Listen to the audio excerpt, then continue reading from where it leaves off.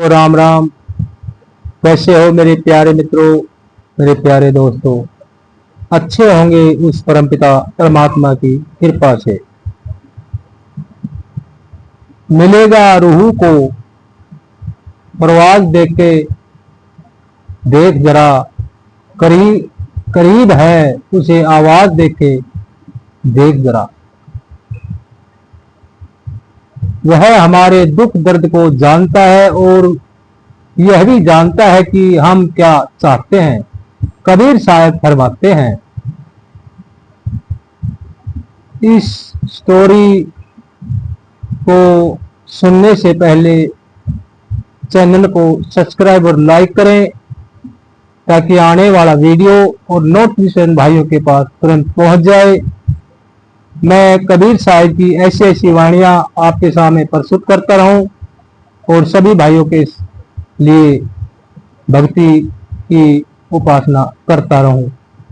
राम झरोके बैठ के सबका गुजारा ले, जैसी जाकी चाकरी वैसो वाको दे। हमारी कोई भी उक्ति कथन क्या परमात्मा से उसकी ही शिकायत नहीं है। बार बार गिड़गिड़ाना तो अपना ही असंतोष जाहिर करना है। समय आने पर सब व्यवस्था अपने आप हो जाती है। संतों का मार्ग सहज योग का है और सहज का अर्थ है शांति, संतोष, प्रेम, हृदय की पवित्रता। इसलिए व्यर्थ की चिंताएं, अविश्वास और शिकायत करके दुखी होने के साथ समय व्यर्थ करने के बजाय इन चिंताओं से मुक्त रहे, क्योंकि मेरा किया कछु न होए, मेरा किया कछु न होए, करी है राम होई है सोए। बनी बनाई बन रही, नई बनेगी नाही, तुलसी ऐसा जानकर मगन रहो मनमाही।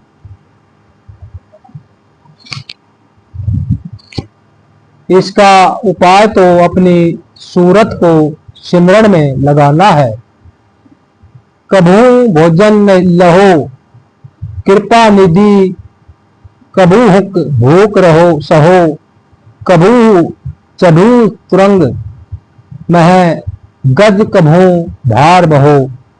हे दयाल पुरुष, आप चाहते हो मुझे खाना दे अथवा भूखा रखे, हाथी पर चढ़ा कर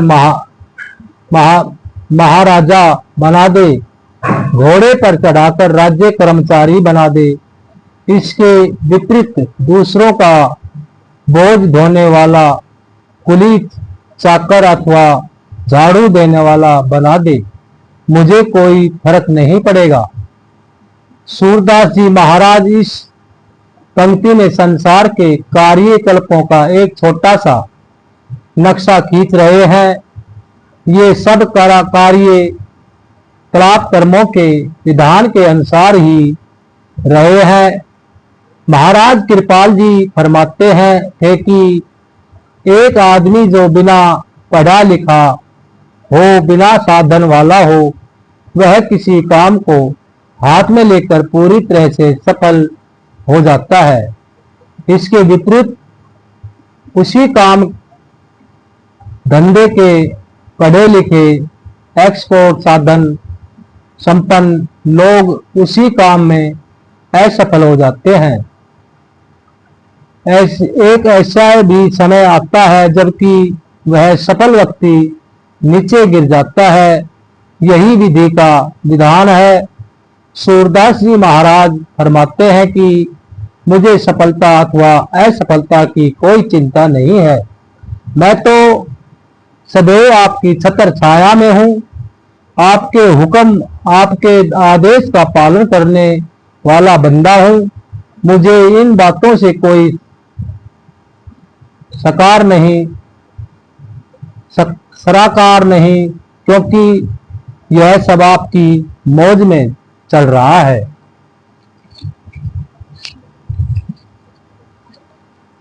इन दो पंक्तियों में कुछ तथ्य फैक्ट हमारे सामने आते हैं। हम परमात्मा का पूरा पूरा विश्वास और भरोसा रखें। जो भी हमारे सामने आए उसे प्रसाद समझकर सिर आंखों पर चढ़ाएं। इस मायामय जगत में उतार चढ़ाव तो चलते ही रहते हैं। बचपन, जवानी, बुढ़ापा, ऋतु का परिवर्तन और सामाजिक स्थिति है। सोशल स्थिति तो बदलती ही रहती है। महाराज कृपाल जी बतलाते थे कि यह एक इस प्रकार का सम्मेलन है जिसमें कुछ लोग कुर्सी पर बैठे हैं और कुछ लोग उनके पास खड़े हुए हैं। वक्त आता है जब कुर्सी वालों को कुर्सी छोड़नी पड़ती है और खड़े हुए लोगों को कुर्सी मिल जाती है। इसी प्रकार से गरीब अमीर का चक्कर चलता है। कभी हमारी स्थिति मालिकाना होती है तो कभी हम दूसरों के घर काम तलाश करते हैं, फिरते हैं।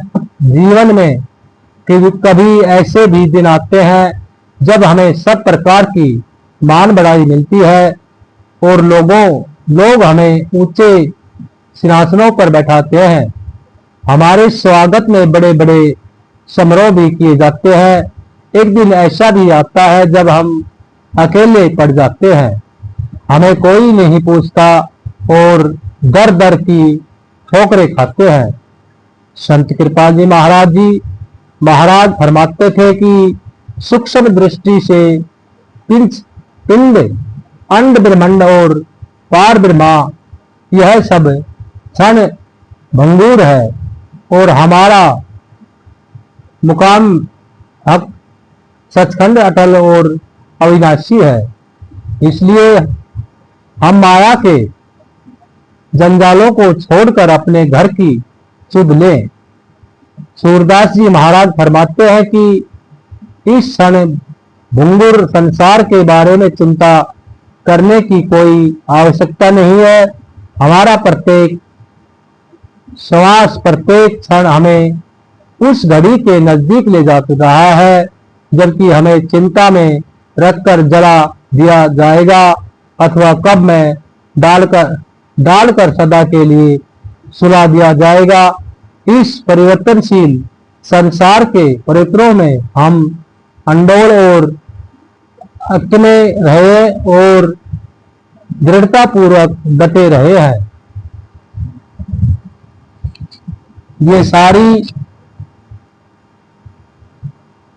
क्षणिक चीजें हमारे साथ कमल तभी तक है जब तक हम कार्यशील हैं। जब हम बीमारी अथवा दुर्घटना के कारण इन कामों के करने लायक नहीं रहते तो इन सब से हमें हट जाना पड़ता है। मौत बस हमें इन सब से हटा देती है। इसलिए हर परिस्थिति को प्रभु का प्रसाद मानकर उसका शुक्राना करना चाहिए। अंतर में प्रभु का ध्यान रखते हुए, उस पर पूर्ण विश्वास रखते हुए यही मानने की जो कुछ हो रहा है हमारे हित के लिए ही हो रहा है। बालक बनकर पिता का ही ख्याल करते रहे। संसार की कोई भी परिस्थिति सताई नहीं है। सुख में होकर खुशी से फूले न समाये, क्योंकि सुख भी चंद दिनों का साथी है। इसी प्रकार दुख को पाकर घबराए नहीं, क्योंकि यह भी स्थायी नहीं है। सब कुछ परिवर्तनशील है। इसलिए उचित तो यह है कि जो कुछ भी हो उसके बाणे में रहें। यदि सब कुछ क्षण भंगुर है तो हम तो केवल इस चलचित्र है, फैमिली के देखने वाले मात्र हैं। संत दर्शन सिंह जी महाराज फरमाते हैं, पलट के आई मनाजीर से हर नजर तन्हा रहा जहाने तामसा में दीद तहाँ। इस दृश्य जगत में देखने वाला अलग है और दृश्य अलग है। दोनों में एक नहीं हो सकते। यही सही नंजीरी है। संत कृपाल जी महाराज 2.5-3 घंटे भजन अभ्यास का समय बताते थे। इससे जीवन में उतार चढ़ाव का कोई असर नहीं होता। यह संसार लगातार चलने वाला एक सपन है, मृगत तृष्णा है। बरसात की ऋतु में आकाश में बन जाने वाले बादलों का महल है। हर हालात में हमें शब्द के साथ जुड़ना चाहिए और जितना ज्यादा हम जुड़ेंगे उतनी ही हमारी समृद्धि बढ़ेगी। कबीर सब जगह निर्धना धन्यवाद नाही को होए, धनवंता सोई जानिए नाम रतन धन होए।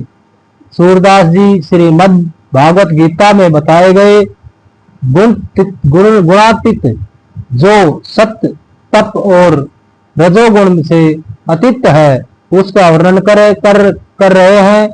गुणातीत को सबसे ब्रह्म नजर आता है, कर्ता पुरुष पुरुष दिखाई देता है। इसी बात को सूफी संत राबिया बसरी के जीवन की एक घटना में देख सकते हैं। राबिया के पास 2 फकीर आए। उनसे राबिया ने पूछा सुख दुख का सपना कैसे किया जाए। एक ने जवाब दिया दुख सुख दोनों समान भाव से सह ले। राबिया ने कहा इसमें खुदी की बू आती है। दूसरा बोला सुख दुख दोनों उसकी देन है। राबिया ने कहा इसमें भी खुदा की ही बू है। हम मालिक के ध्यान में इतने लीन रहे कि हमें पता ही न चले कि क्या हो रहा है।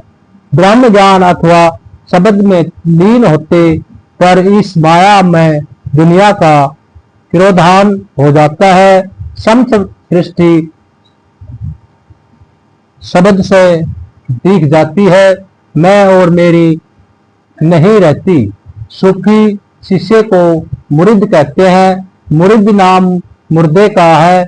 मुर्दे को चाहे गहने पहनाकर उसका श्रृंगार करो, चाहे आग में जला दो या धरती में दबा दो, यही शिष्य की गति है। श्रीमद् भागवत गीता में गुणातीत का लक्षण दिया है। जो मान और अपमान, दोस्त और दुश्मन दोनों को सम्मान जानता है वह कर्मों का कर्ता नहीं है। कर्मों का कर्ता तो परमात्मा है, उसका व्यक्त स्वरूप शब्द है, यही अनुभव करता है। बोलो संत कबीरदास महाराज जी की जय हो।